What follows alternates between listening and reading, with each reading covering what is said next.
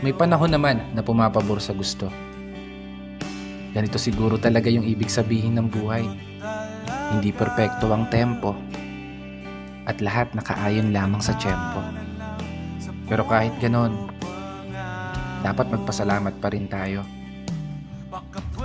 Kasi isipin mo naman, sa likod ng napakaraming beses na pagkatalo mo, heto ka pa rin, nananatiling nakatayo, sinusubukang ipanalo.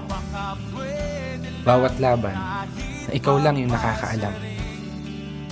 Mga pagsubok na araw-araw mong pinipilit lampasan, na sa bawat pagpihit ng kamay ng orasan, taglay mo ang lakas ng loob na hindi matutumbasan. Malayong malayo ka na dun sa dating ikaw na nag-uumpisa pa lang. Ibang-iba na yung katayuan mo ngayon, di gaya ng nakaraan.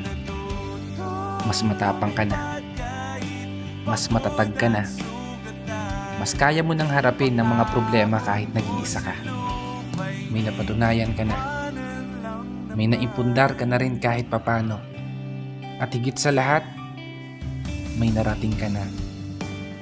Malayo pa, pero malayo ka na.